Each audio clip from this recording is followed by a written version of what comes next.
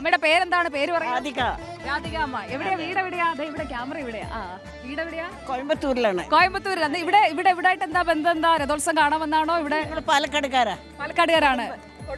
അപ്പൊ രഥോത്സവത്തിന് എല്ലാ കൊല്ലം വരും. നമ്മുടെ വാർത്തയൊക്കെ കാണാറുണ്ടോ? എങ്ങനെ? ഞങ്ങളുടെ വാർത്തയൊക്കെ കാണാറുണ്ട്. റിപ്പോർട്ടർ. പിന്നെ അതല്ലേ സുജയ പറഞ്ഞു ഓടി വന്നത്.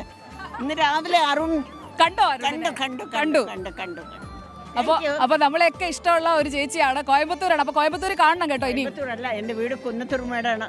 ഇപ്പൊ താമസിക്കുന്നത് ഇപ്പൊ ഓൾഡ് ഏജ് ഹോമില്. അപ്പൊ നമുക്ക് ഇനിയും കാണാം കേട്ടോ. കാണാം. ഒത്തിരി സന്തോഷം. പഴം തന്നില്ലേ? വളരെ നന്നായിരുന്നു. തുളസി ഈ അമ്മയുണ്ടല്ലോ, നമ്മുടെ ദീപക് മലയമ്മ എവിടെ പോയി? നിങ്ങളുടെ ആ ചാനലൊക്കെ വലിയ ഇഷ്ടമാണ് എനിക്ക്. കഴിഞ്ഞ തവണ വലിയ കണ്ടത് ഓർമ്മയുണ്ട് എനിക്ക്. അമ്മ നമുക്കൊരു പഴം വേറൊരു സാധനം മലയമ്മയെ കൂടെ വിളിക്കട്ടെ. വേറൊരു സാധനം എനിക്ക് മലയമ്മ അതിനിടെ കാണാതെ പോകുന്നുണ്ട്. ഇഷ്ടമാണ് ആ ചാനൽ തന്നെ. നമ്മള് ഈ അമ്മയെ കഴിഞ്ഞ വർഷം കണ്ടത് ഓർക്കുന്നുണ്ടോ? പഴം തന്നെ പഴമുണ്ട്. അപ്പൊ അമ്മ കഴിഞ്ഞ തവണ നമുക്ക് പഴം തന്നു. ഇത്തവണയും നമ്മൾ ഇതുപോലെ ഓർത്തിരുന്ന് നമ്മളൊരു വീട്ടിലേക്ക് തിരിച്ചു വരുന്നത് പോലെയാണ്. ശരിക്കും പറഞ്ഞാൽ ഞാനിപ്പോ ഈ കൽപ്പാത്തി അഗ്രഹാരത്തിന്റെ ഒരു ഭാഗമായ പോലെയൊക്കെ ഏകദേശം എനിക്ക് തോന്നുവാണ് ഇവരുടെയൊക്കെ ഒരു സ്നേഹം കാണുമ്പോ. ഡേ നമസ്കാരം. വിജയപാർവതി. എന്തോ കടുമാങ്ങ തരട്ടെ?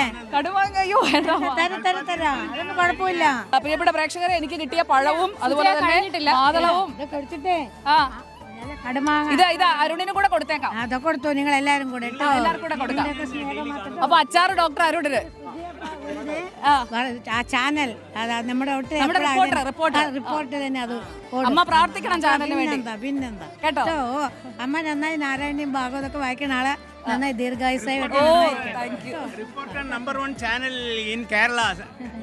Thank you. അപ്പൊ നമ്മുടെ റിപ്പോർട്ടറെ ഇഷ്ടപ്പെടുന്ന ആളുകൾ ധാരാളം ഉണ്ട് കേട്ടോ കൽപ്പാത്തിയിൽ. അപ്പോൾ അതങ്ങനെ നെഞ്ചേറ്റുന്നവർക്ക് വേണ്ടി നമ്മൾ എപ്പോഴും കൂടെ ഉണ്ടാവും.